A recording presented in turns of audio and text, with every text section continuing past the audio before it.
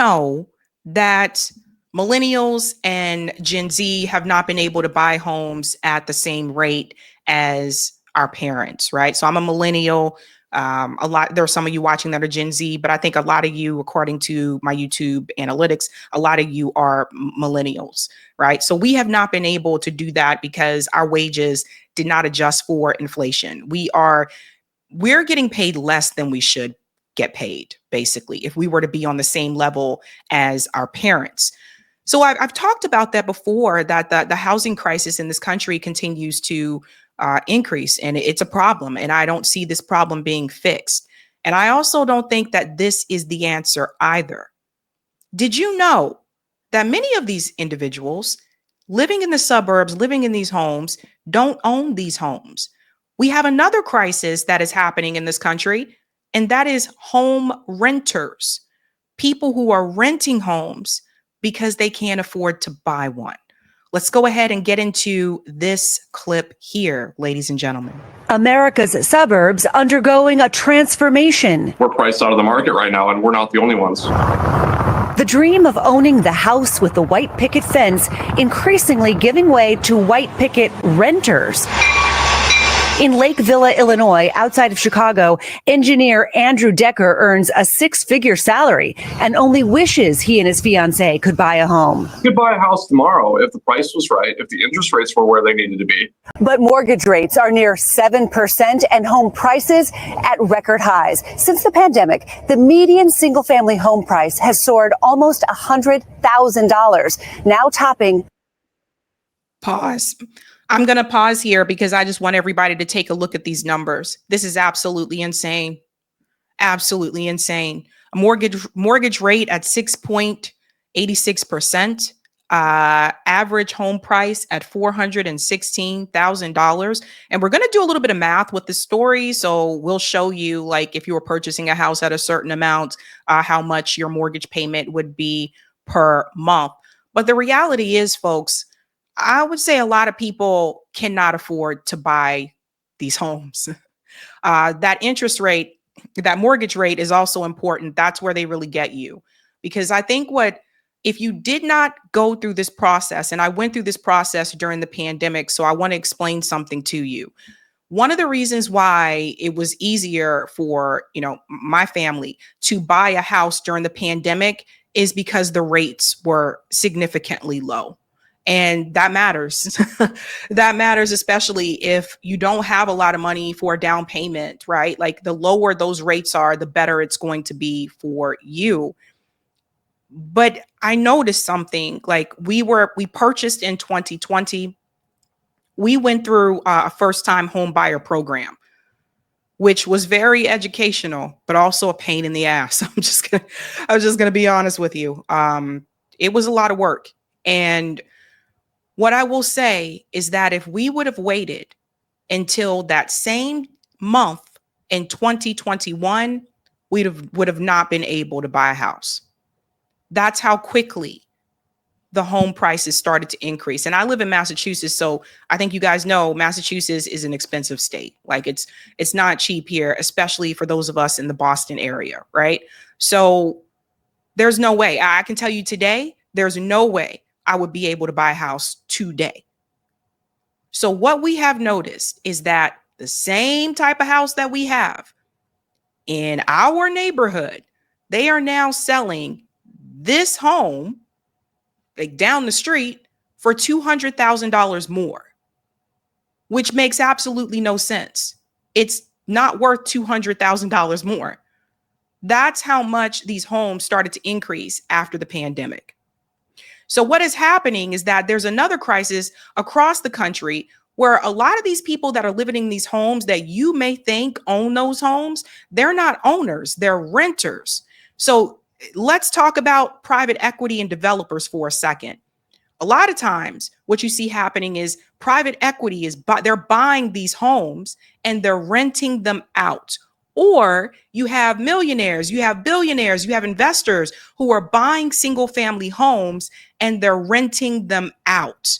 So for some people, especially if you have children, For you, this may be the closest thing you can get to, having a house. If you want a home, you want a backyard, you may pursue this option of renting a home so that you can have those types of amenities, or so that you can have a good school district. That's another reason why people may choose to do this. The point is this, folks. In a country as wealthy as the United States of America, this shouldn't even have to happen. People should be able to own a home. So that's how you know the American dream has slipped away. 400 grand. How is that changing the suburbs? Well, basically what you see is that renting obviously is a much more economical option than buying. And developers have seen this trend that started in 2021 with COVID, and they've really built a surge of apartments. According to new analysis of census data, renting in the burbs is surging so much, 203 suburbs across the country are now majority home renter rather than homeowner. That is absolutely insane. So the majority of people, 203, the majority of people in those areas do not own the home that they are living in. They are renting. What has happened to this country? No way that this should be able to happen. In 15 suburbs, the number of renter households more than doubled between 2018 and 2023. I don't see any end in sight. I really don't. And I foresee it getting worse and worse over the next 5 years. Renters like Andrew Decker left wondering how they'll ever be able to buy their piece of the American dream. Christine Romans, NBC News. We thank Very crazy things that are happening here in this country. And by the way, I'm seeing this happen to people that have a college degree as well. It's not just people who, let's say they may have like a blue collar job or something like that, or let's say they did not go to college. No, this is applying to people that are graduating with degrees too. Because another problem that they're running into is, especially if they have student loans, now they have student loan debt. So it makes it more difficult. If you already have debt, it makes it difficult for you to put money aside for a down payment for a home. And as long as you have that debt, you're looking at becoming like forever renters. But here's the thing. I want to tell you a little tidbit. This is exactly what elites want. They don't really want us to own anything. They want us to be forever renters. Why do you guys think, if you look at a lot of the cities, it's happening here in Boston, Cambridge, Somerville. I noticed this also when I was in DC recently. Why do you think these cities are removing more parking spaces on the side of the street and they're putting in bike lanes? Yeah. Is to be nice to the bikers, but it's also because they're trying to limit driving. They're trying to limit, they want to create what they call walkable spaces. And some people refer to them as 15-minute cities, but they want to create walkable spaces. So it's like everything that you need is right there. And we have that here in Cambridge, Massachusetts. There's an area called Kendall Square. That's what that has become. I remember when it wasn't that way, when I used to live over there in Kendall Square. So they have these tiny micro apartments that they just throw up very quickly. I would say the infrastructure, not too great, very thin walls. You can hear everything. They have the bike lanes, no parking spaces, removing the parking spaces, but then everything that you need is supposed to be right there, right? So you'll have like your Trader Joe's, you'll have your spin cycle studio, the juice bar will be there. And it's interesting. It's like they'll put in a Trader Joe's as if everybody shops at Trader Joe's. This is like, instead of other like supermarkets. But the idea is that everything is supposed to be within a 15-minute walking distance. And so everything that you need is right there. Thus, you have no reason to go anywhere else. It's happening here. I saw it happening in DC.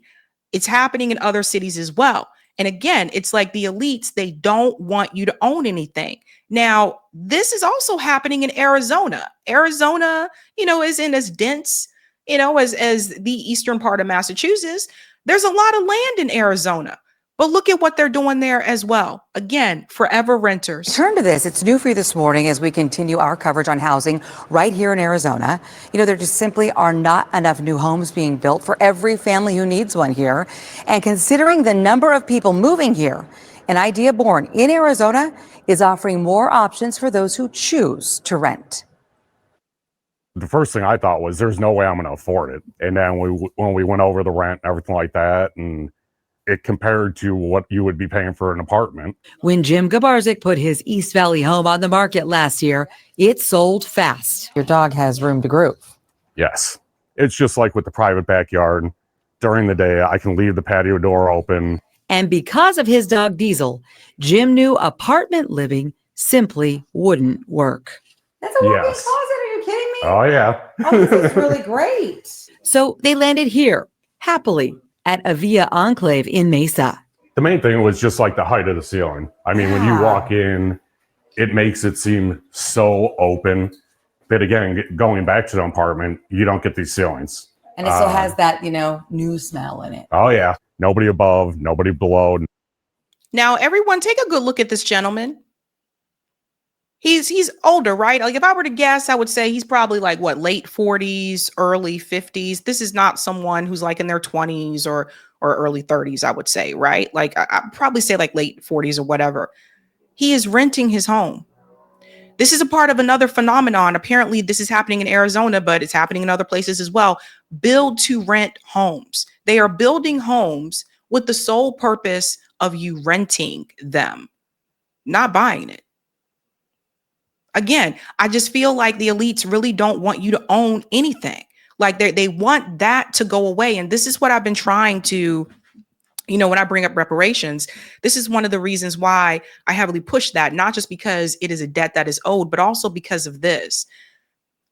You have to be able to establish generational wealth in this country. And when you look at the debt that was owed to descendants of slavery, that did not happen, right?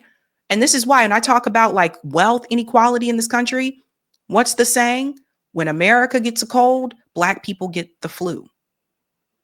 So when we talk about income inequality, remember who's always at the bottom. It's the Black community that's at the bottom. So if everybody is renting these homes, you're not establishing generational wealth. It also interferes with your net worth. Now, what does that mean? Well, net worth is what you own minus what you owe. Now, let's take me, for example. I have student debt. I have college loan debt. I have college payments that I still make till this day. So imagine if I didn't own my home and I was renting this house. Okay. So now I have thousands of dollars of student loan debt. That's what I owe. And I am renting this house. My net worth is probably going to be in the negative because I don't own anything. And that actually matters. Like when you go to the bank and you try to get a loan and they ask you, what do you have for collateral? Do you own anything? This is the type, and I really feel like the high schools changed over the years. My parents, I feel like they were taught life skills when they were in high school. This is what schools should be teaching. They really should teach you when you are a teenager about net worth, what it means to own a home, how to go into that process. They need to teach teenagers about building and establishing credit. And from what I understand, my parents said they used to teach those things. You know what happened?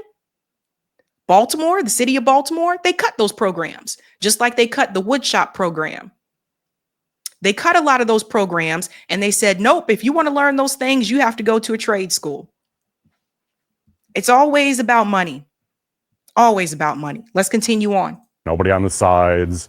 And because more homes are needed to accommodate all of the people moving to Arizona, more build-to-rent developers are cashing in on the concept. When you bring up supply, does that help? So I think that helps with affordability issues, it helps with demand issues, and definitely feeds the supply.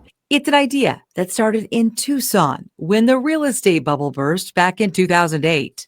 A group of Arizona entrepreneurs built some single-family rentals, figuring people with bad credit would show up.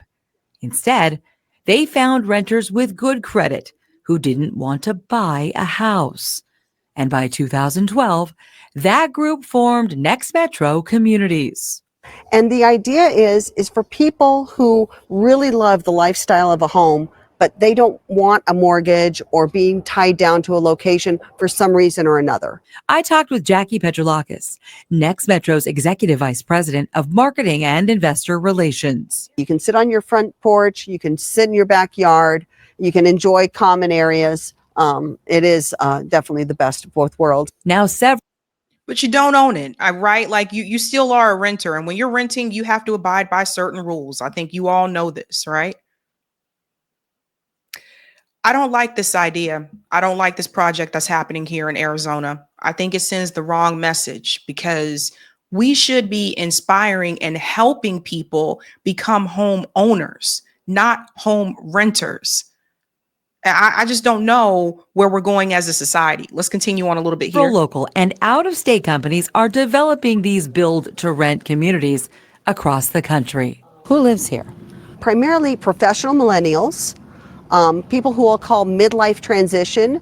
Maybe it's a couple's just starting to have a family, or a single. Maybe they've just been divorced. They've lived in a single family home for the last 10 years, and no way do they want to go to big box living. And it started right here in Arizona. It did. Arizona is the epicenter for build to rent.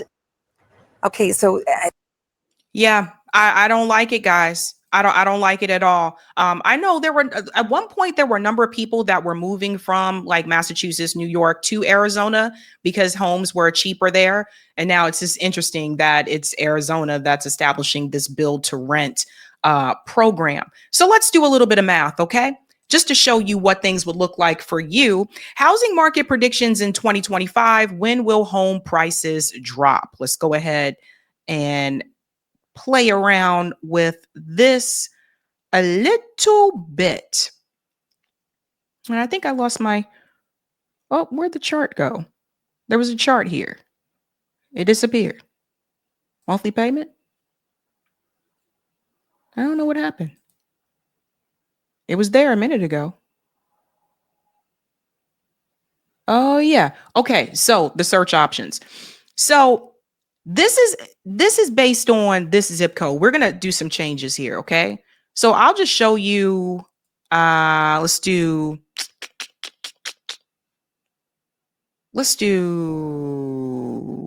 just go with the zip code. I don't even know what the zip code is, but if you had a credit score of 760 to 779, right? And you're trying to purchase a home that is 649,000 roughly with a 20% down payment. Look at this, guys. With 20% down payment, you would have to pay you would have to put down $129,000. That's 20%. How many of you have $129,000 just lying around?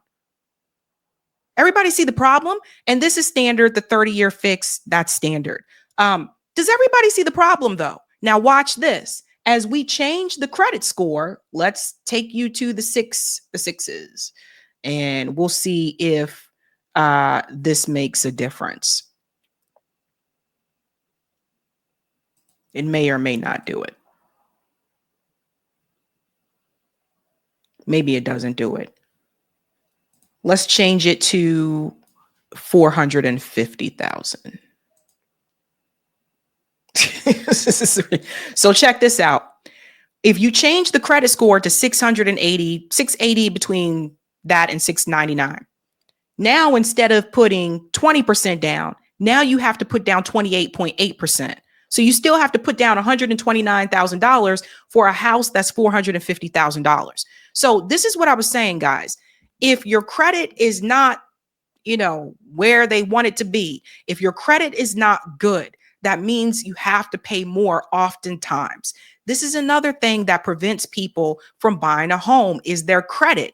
But even as you saw with the credit score within the 700s, you still got to put down 129,000 something if the house was in the 650,000 range. That's insane. Now, again, do you have over $100,000 just laying around? Most people don't. This is the problem. Now, there are ways around this where you can do a first-time home buyer program, but even then, you still got to put money down. If you are in the military, you can get what's called a VA loan where you put $0 down. Now, I want to be very clear about something. So check this out. If they can do that for the military, they can do that for everybody. You shouldn't have to be a part of the military industrial complex to put $0 down. Think about that. That's one of the perks. That's one of the ways they get people to join. Now, a little bit more here I want to show you in this article. It says here, this is interesting. They're talking about the regional differences. Midwest metro areas such as Detroit, Cleveland, and Dayton, Ohio, according to a recent Redfin report, they are the 10 cheapest places where you can buy a house out of the 91 most populous U.S. metro areas. The metros of Buffalo, New York, St. Louis, Baton Rouge, with median prices under $300,000, also made the top 10. But you notice something about these cities? Buffalo, New York, St. Louis, Baton Rouge, Louisiana, there aren't that many jobs there. So something has to change. And I've been warning people about this with the housing market, because I think we are in scary times. And the fact that I'm just now realizing that a lot of these people that live in these homes aren't owning them and they rent them, that's sad. We should not be heading in that direction as a country, as a society. And I really think that something needs to be done about that. And one of the things that can be done about that is we really need to outlaw private equity from buying single family homes and from buying apartment buildings. That's a big part of the problem. And two, people have to be paid a living wage. Like I said, how many of you have $100,000 just laying around, right? Even when we bought this house, we had to get help. Our parents helped us. Now, we went to college, right? And I know there's a lot of criticism towards the younger generation and all that type of thing. But the reality is these kids don't go to college so that they can struggle. They go to college so that they can get a decent job that is going to pay well, or what they thought would pay well, so that they can have the American dream. So, things are rough when it's gotten to the point now where, like I warned, that even the college educated, the college degrees still can't afford to buy these homes. So something is going to happen. Like the housing bubble is bursting in this country, and we are moving away from ownership and becoming forever renters. So the jig is up. We see what they're trying to do. We see what these corporations are doing. We see what these developers are doing. The jig is up. Hey guys, this was a Sabby clip. If you like what you saw, hit that like button and subscribe.